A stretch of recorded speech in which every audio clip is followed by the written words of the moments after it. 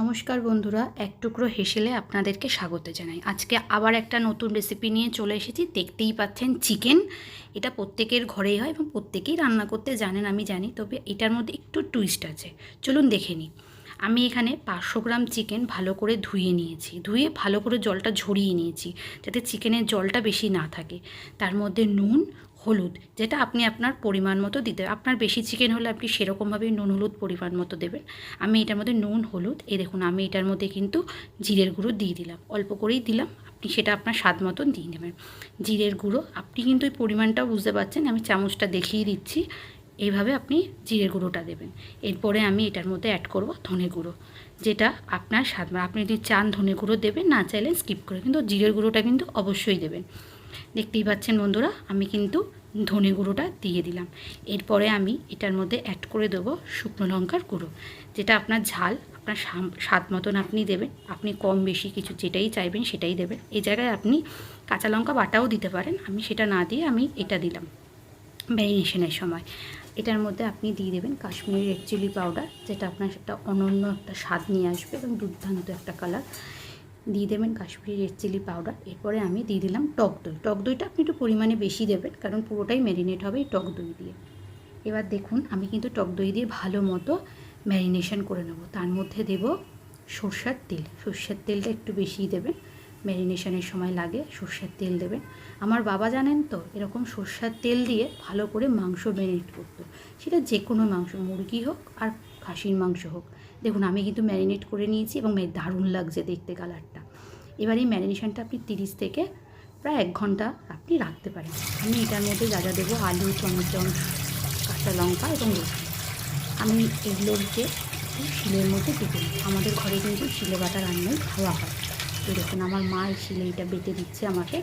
এটার মধ্যে দিয়েছে রসুন, আপনার কাঁচা লঙ্কা, আর দিয়েছে গোটা জিরে। আমি এখানে 4টে কাঁচা লঙ্কা দিয়েছি, যেহেতু ওখানে শুকনো লঙ্কার গুঁড়োটা দিয়েছিলাম।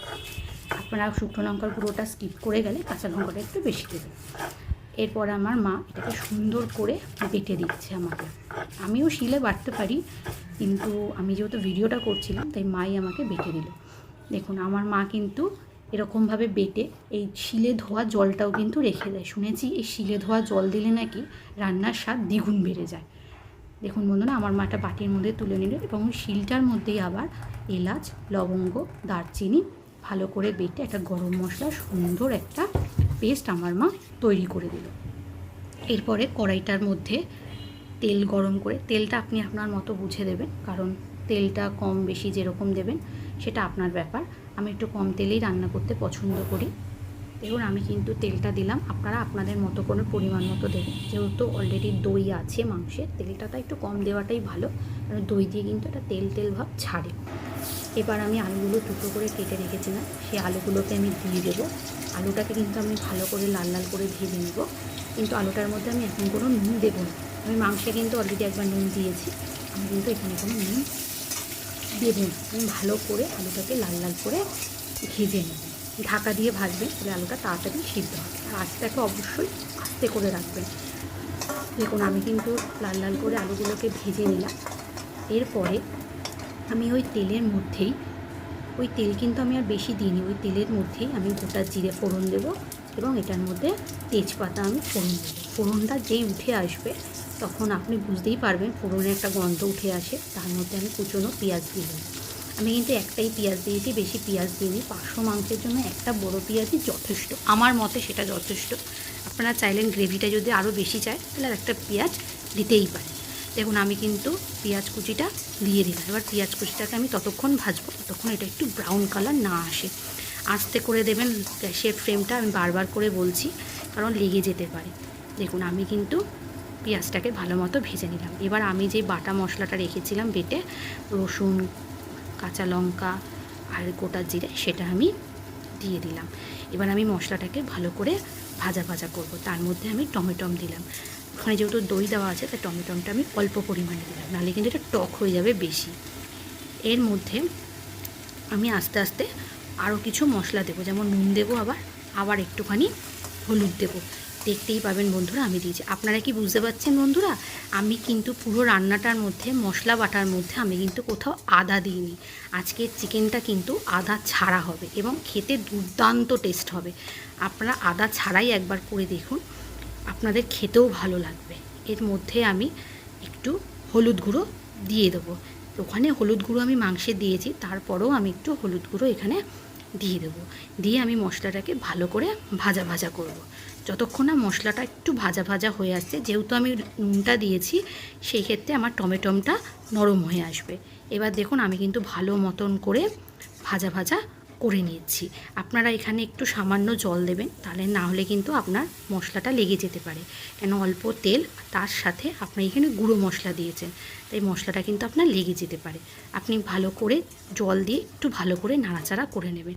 রান্নাটা ঢাকা দিয়ে করলে খুবই ভালো হয়, সেক্ষেত্রে আপনার গ্যাসটাও একটু কম পড়ে আর আপনি ভালো মতো রান্না করে কষাতেও পারেন। দেখুন আমি কিন্তু ম্যারিনেট করা মাংসটা দিয়ে দিলাম। আমি এখানে 30 মিনিট ম্যারিনেট করে রেখেছি। তার সাথে পাশের গ্যাসটায় আমি বসিয়ে দিলাম গরম জল। অবশ্যই রান্নায় গরম জল দেবেন। আমি জানি বন্ধুরা আপনারা জানেন, তবু যারা নতুন রান্না শিখছেন বা নতুন রান্না শেখার চেষ্টা করছেন তাদের জন্য এটা বলি যে গরম জল কিন্তু রান্নাতে ব্যবহার করা উচিত, তাহলে স্বাদটা বেড়ে যায়। কাঁচা জল বা ঠান্ডা জল দিলে সেই জিনিসটার টেস্ট কিন্তু চলে যায়। দেখুন আমি কিন্তু এবার মশলাটা কষিয়ে নেব, ততক্ষণ কষাবো যতক্ষণ না এটা থেকে একটু তেল বেরিয়ে আসে। দেখুন আমি সামান্য একটু জলও দিয়েছি, কারণ আপনাদের বারবার বলছি মশলা যদি লেগে যায় নিচে, তার জন্য আমি একটু সামান্য জল দিয়েছি। এবার জল দিয়ে আমি মশলাটাকে ভালো মতো করে কষাবো। অবশ্যই ঢাকা ঢাকা দিয়ে আমি কষাতে থাকবো। দেখুন আমি কিন্তু ঢাকনা দিয়ে ভালো মতো করে মশলাটাকে কষাচ্ছি। দেখুন মশলাটা দিয়ে একটা সামান্য তেল কিন্তু এদিক ওদিক দিয়ে ছড়িয়ে বেরিয়ে এসেছে। এই পরে আমি আপনি যে বেটে রাখা যে আপনার গরম মশলাটা ছিল সেটা দিয়ে দেবেন। আমি এটা দেখাতে ভুলে গেছি, এখানে আমি ওটা দিয়ে দিয়েছিলাম, দিয়ে আমি ভালো করে মশলাটা কষাচ্ছিলাম। দেখুন আমি কিন্তু মশলাটা ভালো করে কষিয়েছি। এর মধ্যে আপনি কিন্তু একটু জল দিতে দিতে গরম জল দেবেন আর কষাবেন, তাহলে জিনিসটা গরম জল দেবেন। এই দেখুন আমি কিন্তু এরপর বাকি গরম জলটুকুও দিয়ে দিয়েছি। এটা আপনি আন্দাজ অনুযায়ী জল দেবেন, যে যেরকম ঝোল খাবেন সে সেরকমভাবেই জল দেবেন। কিন্তু আদাটা কিন্তু পুরো রান্নাটা কিন্তু পুরো বিনা আদাতে হয়েছে। আপনারা একবার করে দেখবেন, দেখবেন খেতে খুবই টেস্ট হয়। এরপরে আমি ঝোলটাকে ফুটতে দেবো, ঢাকনা দিয়ে দেবো, যাতে ঝোলটা ফুটে ওঠে বা আলুগুলো সিদ্ধ হয়ে যায়। অলরেডি আলুটা হাফ সিদ্ধ করা ছিল, যেহেতু আমি ভেজেছিলাম ভালো করে। দেখতেই পাচ্ছেন আমি কিন্তু ঝোলটা ফুটতে দিয়েছি এবং আমার ঝোলটা কিন্তু ভালো মতো ফুটে উঠেছে। এরপরে আপনারা যতক্ষণ সব কিছু যতক্ষণ সিদ্ধ না হচ্ছে ততক্ষণ না ফোটাতে থাকবেন। দেখুন আমি কিন্তু ঢেলে নিয়েছি, আমার চিকেনটা কিন্তু রেডি হয়ে গেছে। গরম গরম ধোয়া ওঠা চিকেন ঝোল। এই রান্নাটা আপনি অবশ্যই বাড়িতে একবার চেষ্টা করবেন। আজকের আমার মেনু ছিল ভাত, লঙ্কা, পেঁয়াজ, উচ্ছা কুমড়া ভাজা, বড়া ভাজা। বড়া রেসিপিও আমি একদিন আপনাদের দেখাবো, পটল ভাজা এবং চিকেন কষা। একটা দারুণ দুপুরের লাঞ্চ ছিল। আমার ভিডিওটা যদি আপনাদের ভালো লেগে থাকে অবশ্যই একটা লাইক, শেয়ার, কমেন্ট এবং সাবস্ক্রাইব করে বেল বাটনটা টিপে দেবেন। আগামী পর্বে নতুন ভিডিও নিয়ে আসবো আমি। নমস্কার।